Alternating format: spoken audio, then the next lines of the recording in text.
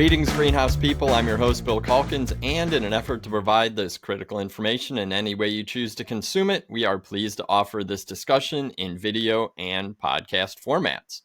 My guest today is pretty probably pretty common to you. It's Dr. Will Healy, a recently retired technical manager with Ball Seed, who joins me once again to share protocols for finishing seed-raised impatiens as part of our Tech on Demand series, covering key annuals and perennials commercially produced around the world. I would say Will is probably a black belt in Impatiens Walleriana production. He's seen countless crops in production around the world for decades, and he's here today to share his experience and call out ways to produce high quality with minimal losses. But there's a lot more, including what to watch out for and how to streamline production to achieve maximum efficiency while still sending amazing finished Impatiens out the door. If you like this installment, be sure to subscribe to the Tech on Demand podcast on your favorite podcast app and find dozens or hundreds of Tech on Demand videos on the Ball Seed YouTube channel. But that's enough out of me. Will, welcome back to Tech on Demand. How should our viewers and listeners approach finishing Impatiens Walleriana? Well, thanks, Bill, for that nice introduction. Fortunately, Impatiens have been around for what one could think like a long time. But, I was thinking about this, and it's really, they've only been around for about 75 years. Back in about the 50s is when Claude Hope first brought them into the marketplace, and they were tall, gangly looking things. And of course, over the years, they've gotten more compact, more colors, more variety. It's probably one of the most identifiable bedding plants out there. People love Impatiens because it's one of the few spots of color that you can have in a shade environment or even in a sunny environment. So finishing seed annuals is a great, Impatiens is a great opportunity for people. Why I think it's important that we revisit growing Impatiens, because everyone goes, I can grow Impatiens. It's kind of like coleus. Who can't grow them? Well, what's happened is, of course, probably what was it about 10 years ago, Bill, when all of a sudden Impatiens downy mildew raised its really ugly head and started killing off Impatiens as a product. In fact, I remember going from the time when you'd have 15, 20 cartloads of Impatiens sitting there waiting to go out for sale down to one or two. Yep. And because sales were just, almost people were dying. Fortunately, the breeders stepped up. They came up with high resistant Impatiens, which is now starting to really flood the market with additional colors, additional sizes. There's now many more Impatiens that have this high resistance. So really, when you're starting to think about Impatiens, let's really go and revisit this whole crop and really talk about what we should do to grow successfully Impatiens Walleriana. So, what are some of the best management practices? Now, if you've been following any of our finishing podcasts and webinars, you basically know that one of the important things is that you've got to get these plants planted immediately. Impatiens are really a very fast turning crop. That's one of the beauties of this, is that you can turn them in 21 days if you really get the plants in, budded, plant them, and really get them going. When you hold on to them for long periods of time, they become root bound, and then they root out poorly. They don't branch. They don't fill out. They don't flower very well. You get abnormal looking flowers. You end up with all kinds of problems. So really, when you get them in, get them planted and get moving right away. Really, you got to watch this root wrapping, because you're basically just tinkling water right on the surface. And so those roots form right at the surface, and those really do not root out well at all. So we really want to make sure that when we're drying them back down to a level 2, because with Impatiens, drying them down does keep them more compact, and then watering them back up to a level 4 to basically keep them going. One of the things that I really encourage you to be careful with is getting the tips of the plants wet. If you get, and say if you overhead water, especially late in the day or on a cloudy day, and water sits on the growing point for more than about a half hour, you're going to end up with aborted growing points. What growers will do if they've got if they're holding a lot of Impatiens, or they're watering them and they've got problems with it not drying out rapidly, is that they'll basically just take leaf blowers, Bill, and just run through with the leaf blower after they've watered, just to blow that water off the growing point. The other thing that you have to kind of watch out for is an issue called guttation. If you've ever looked very carefully at an impatient leaf, they've got these little thorn looking things on the edge of the leaves. Have you ever seen that, Bill? Oh yeah. Yeah, yeah, definitely if you look close enough. Okay, what those are is they're think of them as the pipe at the end of the xylem. It's Hmm. coming right out of the leaf. So if you've got really the plant is basically a water machine. Impatiens. Impatiens live on the edge of the swamp. That's their native habitat. So they're moving water 24 hours a day, continuously just pumping water through. So if you've got really high relative humidity in the greenhouse, like you might see in the winter or in the early spring because you close up your greenhouse, and that water is basically pushing out, what happens is the water comes out the ends of those little tubes on the edge of the leaf, and then they flow back into the growing point. So you come in the morning and you see that they're all wet, and you wonder who watered these things while we were gone. Did we have water fairies? No, is what happened is that they're gutating. So rules here. Make sure that they're dry going into the night. Do not water them late in the day, whether you're talking about holding the plugs or you're finishing. You've got to make sure that you're not getting wet growing points. And so really stress this a lot. Wet growing points, water in the morning, this is all bad. This gives you tip abortion, and then really it gives you weird looking plants that don't flower uniformly. So just be aware of this. And I think that's probably one of the big takeaways on success with impatiens is when you water, make sure that they're dry going into the night. Okay, if you have to hold them, hold them with night temperatures about 55, 65 degrees, and basically keep the days less than 70 so that they don't stretch. Because when they start stretching, now you've got an undesirable plant. If you put growth regulators on them in the plug trays, that can kind of be a problem. So really move them wrong. One of the things that you want to make sure that you're doing is water your plants before you plant them. So when you've got the trays coming up on the planting line, make sure that you've put some 20-10-20 fertilizer on them too, so that they pop out and grow. Because normally the plug producers is going to reduce the amount of feed that goes into the plugs to hold them so that they ship well, that they don't break down during shipping. So when you get them, you've got basically a plug that is relatively nutrient free. So you really have to get some nutrition back into that soil so that when you plant them, the plant takes off. One of the big mistakes people do is they say, well, I'll just wait till after I plant them and I'll fertilize them after I plant them.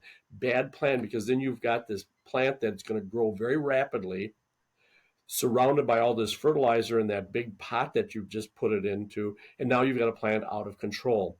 It's much better to put the feed on at the time of before planting. If you're planting them immediately, 200 parts per million of a nitrogen fertilizer is good. If you got to hold them for 3 or 4 days with no fertilizer, then you basically want to still go after about 200 at the time you transplant them. If you're being held for 7 or more days because you're backed up, you don't have any space, no labor, whatever, make sure that you're out there with low level feed, 50 to 75 parts per million, just to prevent fertilizer stress. And then at the time of transplanting, we're ready to plant again. Get in there with that 200 parts per million to do it. The beauty of impatiens is that they are sizable. Depending upon the container, you can make them any size that you need, and it's fairly easy. So you can use a wide range of sizes, number of different price points. When it comes to crop time, as we mentioned, it's a fairly fast crop time. The smaller packs, 48 to 72 counts, is considered a quick crop.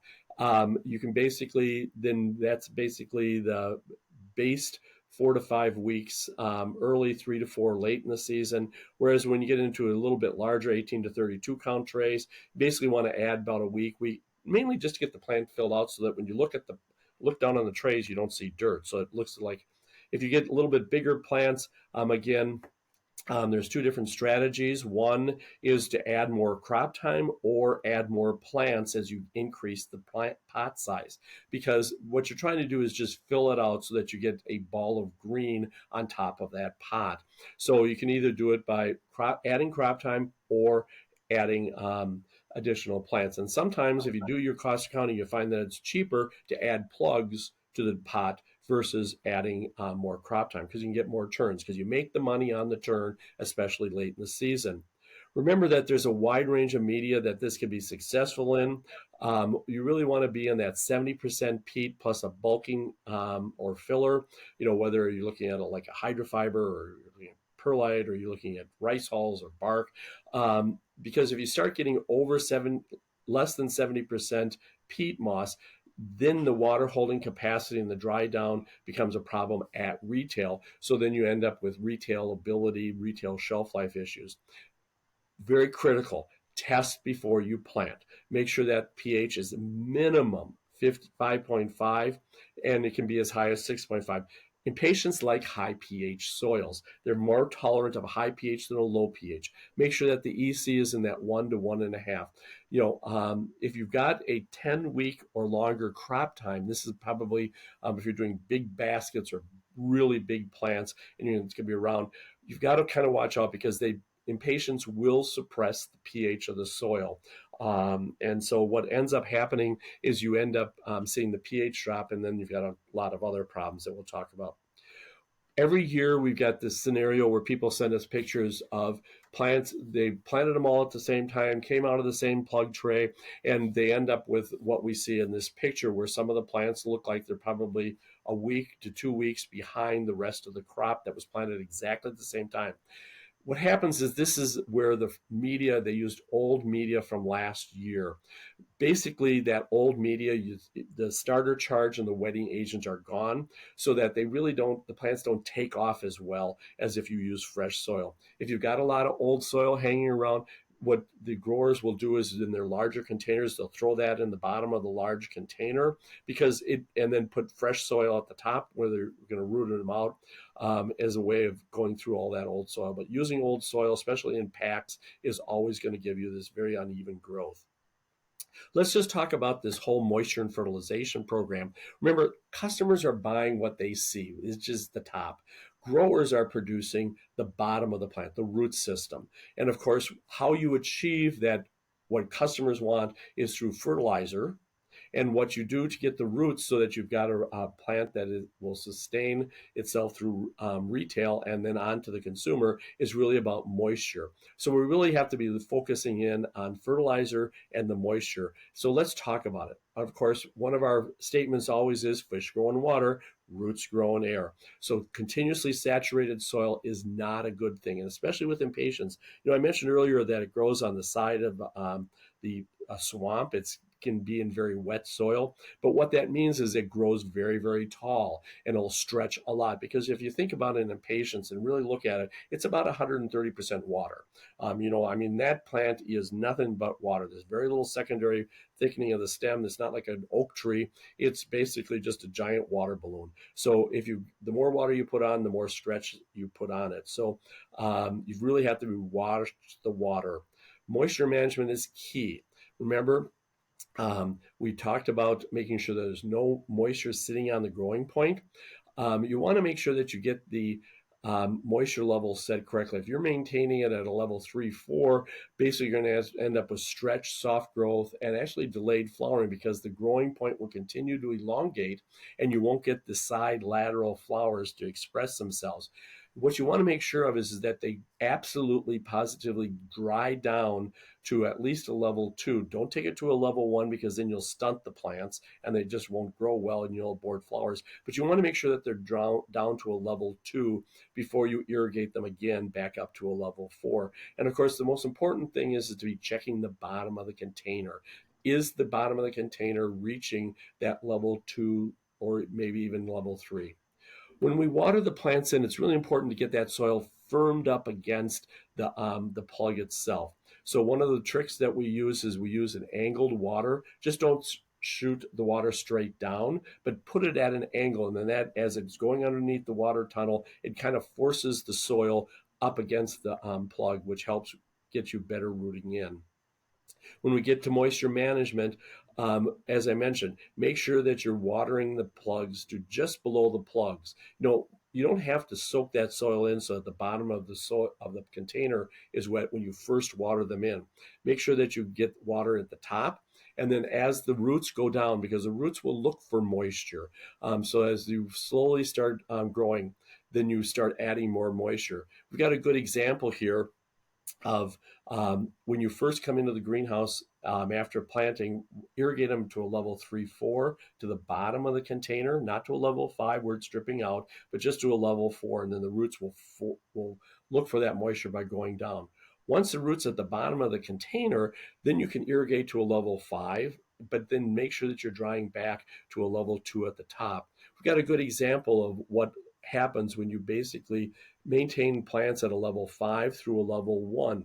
Notice that at a level 5, there's very little root growth because, they don't need to have a lot of roots. They're not looking for water. It's all over the place. It's when you're in that level 2, 3 where you get the best root growth, which is what we are desirable in producing that high quality roots. Because remember, if you've got the roots, you can get the fertilizer. If you can get the fertilizer into the plant, you can get the top growth that you need.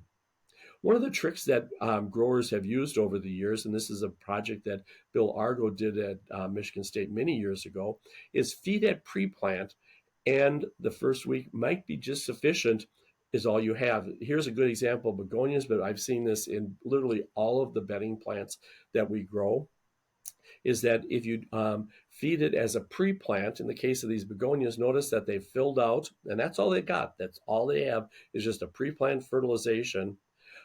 They fill out nicely, no height control issues, and they flower fine.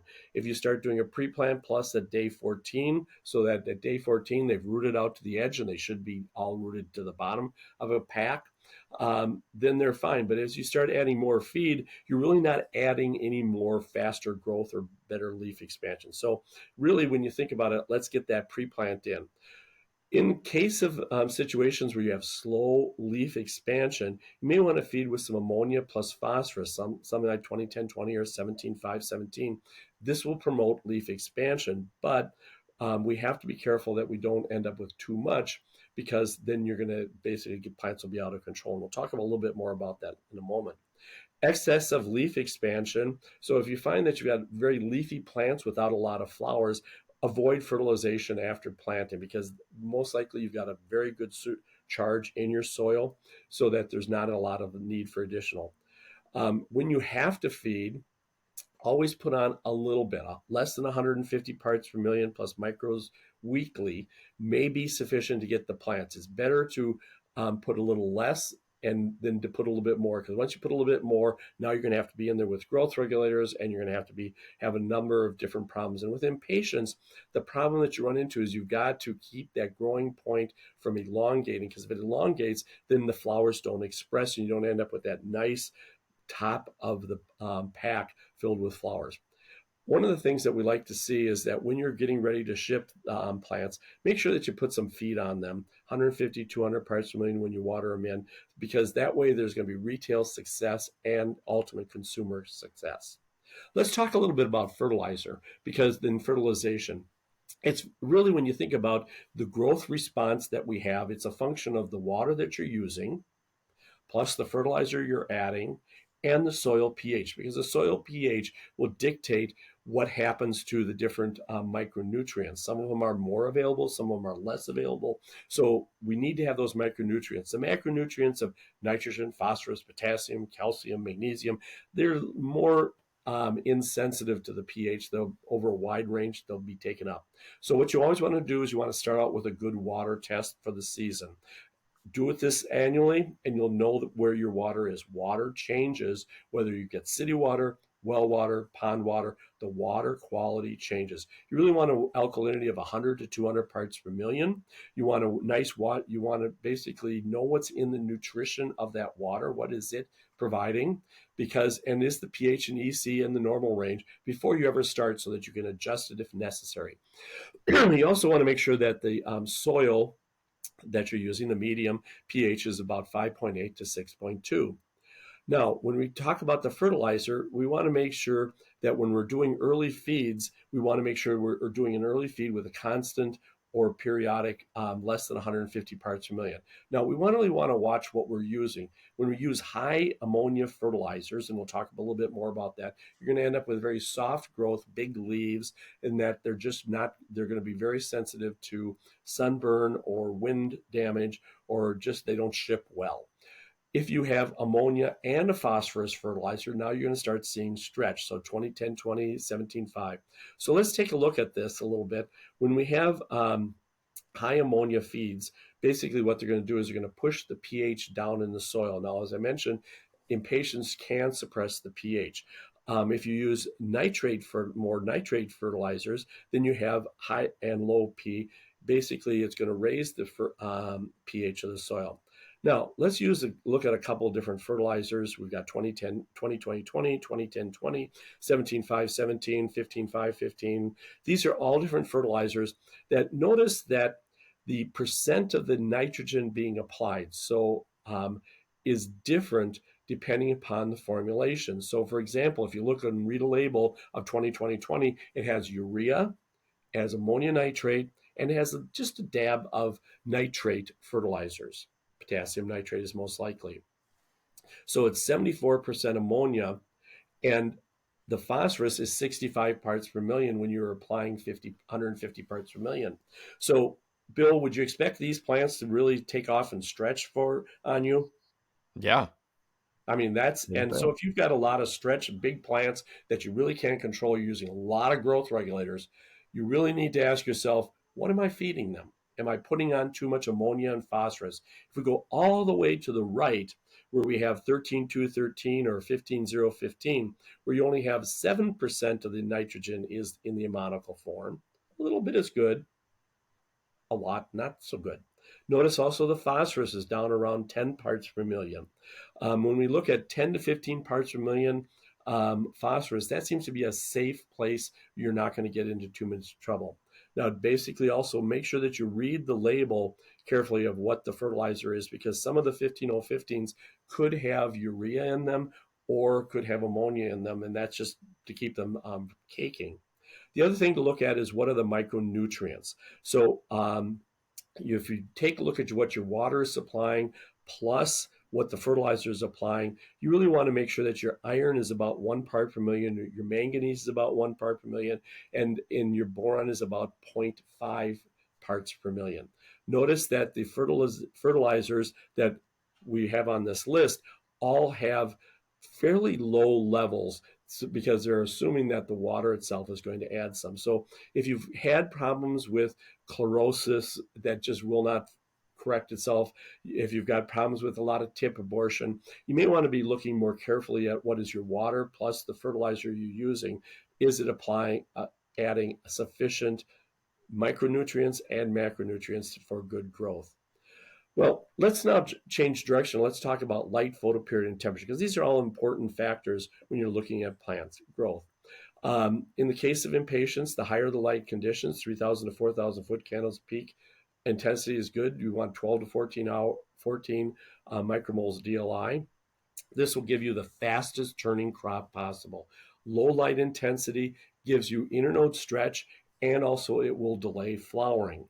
If you have high light intensities, you end up with very compact growth, and you have to and very rapid flowering. So if you've got very late in the season, we've got very high light, you may want to add a little bit more ammonia and phosphorus just because of the light giving you that compact growth. Remember, impatiens are day neutral, which means that they're going to flower regardless of photoperiod.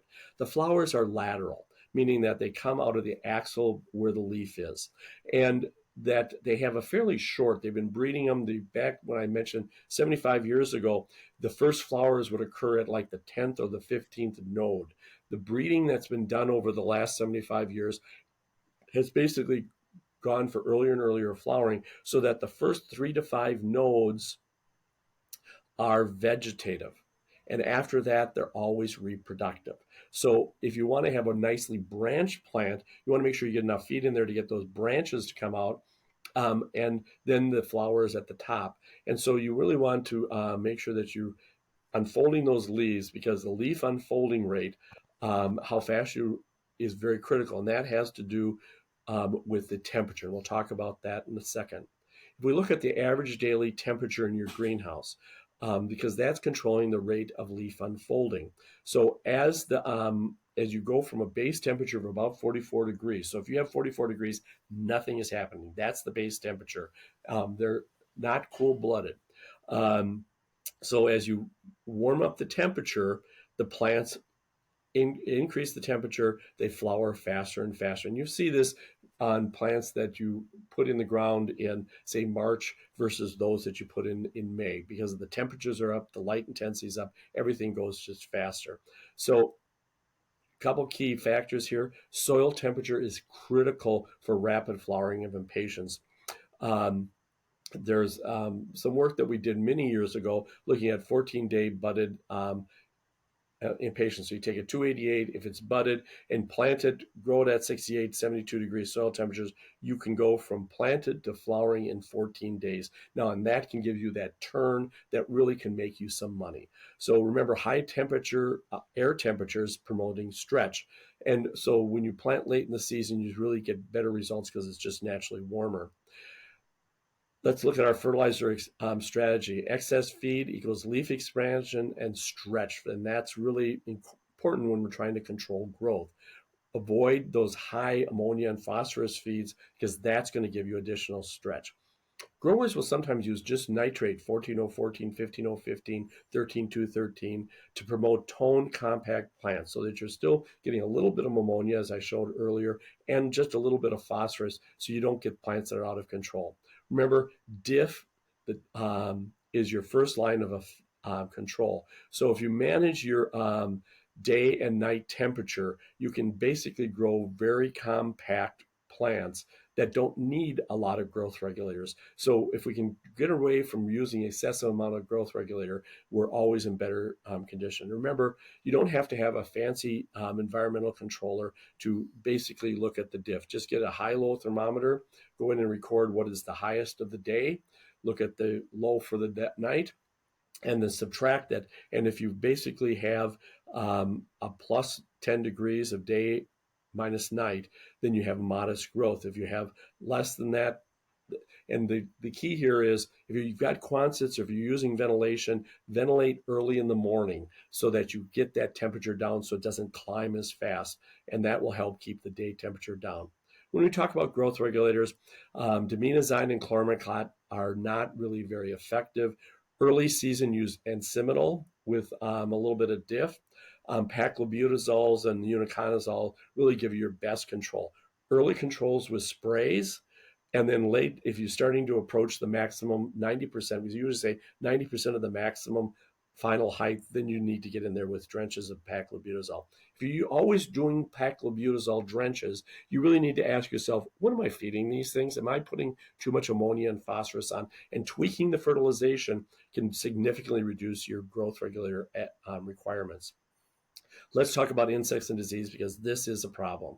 From an insect standpoint, thrips are your number one concern because and you have to manage the soil because the pupa will be in the overwinter in the soil. What we a lot of times see is you had kind of a thrips problem in your mum crop or in your poinsettias, and suddenly you clear out your greenhouse, but all those pupa, which are the overwintering stage, are in the soil. As soon as you warm up the greenhouse, you water the soil, bam, out they come, and they're going to zero in on impatiens, and most likely they will have a tospole virus, and we'll talk about that in a second. Mites can be a problem, becoming more of a problem from year to year because of pesticide resistance, and of course, fungus gnats and short flies are just more cosmetic. The thing we really have to look at is the disease risk. The QR code there will link you to a very nice document on the impatiens downy mildew control, but we also have to watch out for INSV and TSWV. So if you monitor your thrips, you'll have that on control. If you have impatiens downy mildew, which is a high risk for this crop, using high resistant varieties is always a good strategy. In fact, it's the only really workable strategy. Alternaria leaf spot, usually if you have those leaf spots, that's usually an indication that you've got problems with your fertilization is too low. Pseudomonas, you've got too high relative humidity, you've got wet foliage, and rarely do you have Pythium and Rhizoctonia, unless, of course, you're just not watering correctly. So, Bill, where are some places that you can get more detailed information and recommendations? We have a ton of resources related to this. I do want to call out, I will put a link and tag to the video Impatiens 2.0, where we go through the Impatiens downy mildew rotation protocols. If you are still growing the susceptible varieties, but as Will said, the highly resistant varieties are available with more colors and mixes than ever before. So we definitely advocate selecting from the highly resistant varieties. But on the screen right now, you can see some grower guides from Grower Talks, the insecticide, miticide, and fungicide guide. These are released every 2 years, so they're updated with new research, new charts. We have a biosolutions guide that discusses all of the biocontrol agents and um, a comprehensive IPM approach using biologicals. And the most recently updated is this plant growth regulator guide for annuals. It's hot off the press. If you're listening to this or viewing this in real time, it's only a few weeks old now. So definitely encourage you to check those out. All you have to do is go to growertalks.com/grower guides. We have them in digital forms, or you can reach out to Ball Publishing and they'll send you a hard copy. In addition, you can find hundreds of tech on demand educational resources online. Every week, I send a newsletter covering a range of cultural and technical topics. We've created more than 200 videos now for greenhouse professionals of all skill levels, and the Tech on Demand podcast is a great way to learn about technical topics on the go. Finally, if you want to connect with a massive global network of more than 6,500 of your peers, I suggest you join the Greenhouse Tech Team group on Facebook. Just search Greenhouse Tech Team, answer a couple simple questions, and I will let you in. So, Will, thank you so much. I knew that we would learn a lot about Impatiens. You have a ton of experience. Some of the tips and tricks that you shared are fantastic. I think keeping the growing points dry is critical. Obviously, the pH management is also important. Moisture management, understanding your fertilizer macros and micros, especially soil temperature, controlling stretch, using environmental conditions, and then PGRs. You went through a lot real quick. And as always, truly appreciate it. Good luck with your Impatiens for the coming year. For sure, for sure. And again, Will, thanks for your time. I know we're going to talk soon because there are plenty more key crops for us to cover, right? Yes, absolutely.